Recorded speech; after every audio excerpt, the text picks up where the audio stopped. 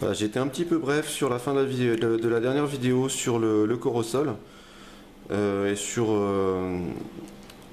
l'autre plante que j'avais présentée. Donc là, je vais un petit peu plus expliquer par rapport à ça. Donc j'avais commandé trois plants de corosol, un corosolier en fait, hein, euh, pour étudier un petit peu cette plante-là, puisque j'étais un petit peu j'avais lu énormément d'articles là-dessus, à la fois sur internet, dans des livres, dans des articles, enfin voilà, peu importe. Et j'avais trié le bon, le mauvais. Et du coup, j'ai voulu faire le test moi-même. Donc là, ça pousse dans les Caraïbes, en Amérique centrale, en Amérique du Sud. Bon, enfin, dans les pays, de toute façon, dans les zones où il fait plus de 10 degrés l'hiver, hein. Ça, de toute façon, ça tient pas. Ça tient pas en dessous de 5 degrés, ça meurt. Voilà. À la base, elle est originaire du Pérou. Euh, et elle comporte un taux d'antioxydants énorme. Elle est riche en vitamine C. Et là où vous allez voir des photos de fruits, parce que c'est ça le plus important, avec les feuilles. Donc le fruit et les feuilles, peut-être même les tiges, alors ça reste à confirmer, auraient des vertus donc de guérison des cancers et seraient plus puissantes. Je parle au conditionnel puisque bah, effectivement des preuves sembleraient cachées là-dessus, donc je ne veux pas m'avancer. Des propriétés anti-cancéreuses. Donc en attendant, ça lutte quand même contre l'hypertension, les maladies des voies respiratoires et la santé du foie. C'est bon pour le diabète puisque ça régule les niveaux de sucre dans le sang. Voilà, donc les feuilles se mangent. Voilà, on peut faire des infusions avec des feuilles pour les états grippaux. Mais bon, l'usage principal réside quand même dans ce fameux concept anti-cancer. Donc du coup, vous allez voir des photos de fruits.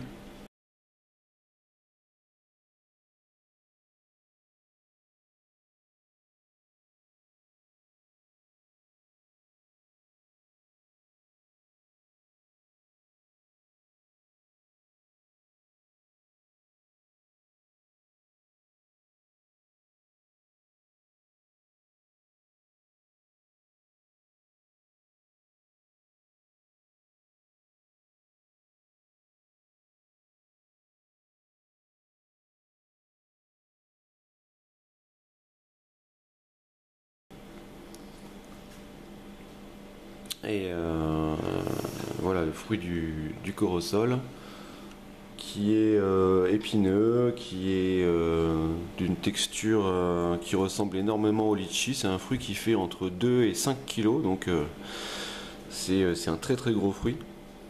Et donc ce fruit-là est couramment consommé aux États-Unis et aux Caraïbes, euh, en boisson, enfin, en jus, en sorbet, voilà, principalement. Donc on a une texture voilà, comparable au litchi et un goût plutôt laiteux et pas désagréable du tout. Je l'ai jamais goûté encore, donc ça prend 3 à 5 ans pour faire les premiers fruits si c'est dans des conditions, dans de bonnes conditions d'élevage, entre guillemets, de culture. Donc du coup, là j'ai bien étudié le sol, donc je lui ai mis un pH de 5,86, donc un petit peu plutôt acide. Voilà. Voilà pour ça, donc à suivre, mais donc les fruits et les feuilles auraient ces vertus intéressantes, donc bah, j'étudierai ça avec les années. Pour information, le corosol, donc corosolier est également appelé graviola en italien. Euh, son, euh, Son nom latin c'est Annona muricata. En américain, en anglais, vous le trouverez sous le nom de soursop. écrit comme ça.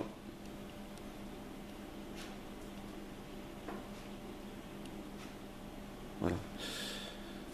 Et on le trouve aussi appelé guanabana. Voilà.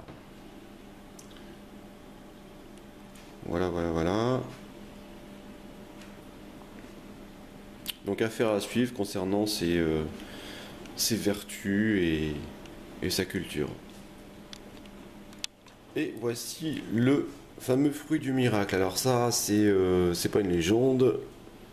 Donc on l'appelle fruit du miracle tout simplement. Et son nom latin c'est Cincepalum dulcificum. Voilà, si je mets étiquette en face. Ou Cincepalum dulcificum. Chose comme voilà. Donc c'est pareil, mais il ressemble un petit peu à l'autre, mais c'est pas du tout les mêmes nervures quand on regarde de près. Voilà, besoin d'une terre acide aussi, hein. Donc là il y a pas mal de terre de bruyère dans ce mélange, avec du sable et un petit peu de potasse pour un tout petit peu d'engrais pour que ça reparte bien. Donc ça, j'ai reçu ça de Thaïlande. Alors les fameux fruits rouges qu'il produira dans quelques temps, dans 1, 2, 3 ans, j'en sais rien, on verra bien. De toute façon, je ferai attention à sa culture et j'essaierai de faire en sorte que ça se passe le mieux et le plus vite possible. Les fameux fruits donc, sont des fruits qui ressemblent au goji. Sachant que donc, si vous avez, et ça c'est important, je ne l'ai pas expliqué dans l'ancienne vidéo, dans la vidéo précédente, si vous avez un aliment qui est très amer, donc on va dire que le vinaigre par exemple, ou le citron, enfin amer et acide, hein, le citron, les oignons, enfin quelque chose qui est ragoûtant si vous croquez dedans comme ça. Voilà, bon, on va prendre ces exemples-là. Il suffit simplement de manger une baie et donc de la mâcher 30 secondes pour qu'elle se mette un petit peu dans toute la bouche, dans tout le palais et sur la langue, enfin voilà, pour qu'elle tapisse la bouche et ensuite pendant 1 heure à 2 heures, ça inhibit toutes vos sensations d'amertume et d'acidité. Ça neutralise l'acidité et l'amertume. Donc, si vous mangez un morceau de fromage, il va être sucré. Si vous buvez un verre de vinaigre, ça va pas avoir goût de vinaigre, ça va avoir goût de éventuellement jus de pomme si c'est du vinaigre de pomme. Quoi d'autre, le citron, ah oui, l'exemple du citron c'est assez impressionnant parce que vous allez avoir l'impression de manger une pomme en croquant dans un citron. Enfin, c'est pas la même texture. Alors l'oignon c'est un meilleur exemple. Là c'est vraiment le goût de la pomme quand vous croquez dans un oignon. Donc ce fruit là est plutôt, donc je vous mettrai des photos aussi hein, pour le fruit dit du miracle.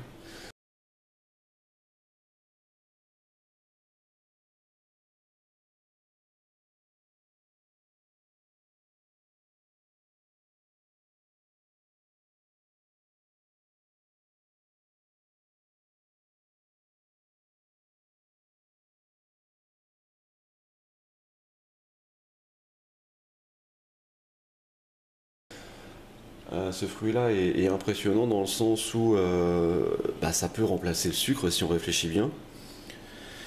Et si un restaurateur vous apporte un dessert complètement sans sucre, 0% de sucre, et que vous mangez cette petite baie avant, votre dessert il va être sucré et vous aurez dépensé, enfin vous aurez 0 calories dans votre dessert pour autant. Voilà. Donc dans les années 70-80, il y a eu des massacres à cause de ça, des massacres psychologiques par rapport aux chercheurs. Et puis il y a même eu un meurtre, je crois, si je me souviens bien. En tout cas, ce fruit-là a été interdit par la Fédération des médicaments aux États-Unis, la FDA. Exactement, Fédération, Drugs, Administration, un truc dans le genre. Parce que l'industrie du sucre est plus forte que, que la recherche naturelle, on va dire. Voilà, donc ça c'est encore une question d'argent, mais ce fruit-là, effectivement, pourrait remplacer le sucre et il contient quasiment aucune calorie. Donc imaginez toutes les possibilités au niveau des desserts, au niveau des... Quand vous prenez votre café, vous prenez un petit peu de... Enfin, voilà, c'est assez hallucinant.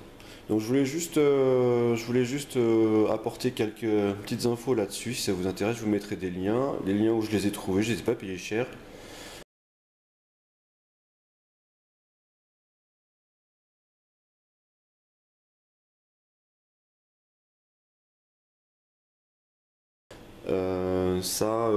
C'est deux plans qui arrivent dans une espèce de petite barquette dans la boîte aux lettres. Ça met une semaine, on va dire 10 jours à arriver dans la boîte aux lettres de Thaïlande. Les plans restent bien frais, comme vous le voyez. Donc il ne faut pas tarder à les repiquer non plus. Et donc ça c'est pour le fruit du miracle. Et pour celui-ci, c'est pareil, hein, super emballage, super explication par rapport aux cultures.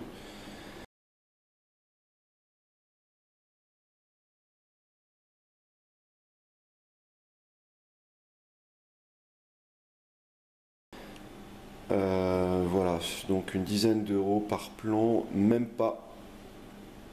Même pas. Ça c'est sûr que c'était. Je crois que j'ai payé ça 20. Les deux plans, j'ai payé ça 20 dollars, frais d'envoi compris pour la Thaïlande, sur eBay. Voilà. Donc là j'ai deux marchands différents, hein, en effet.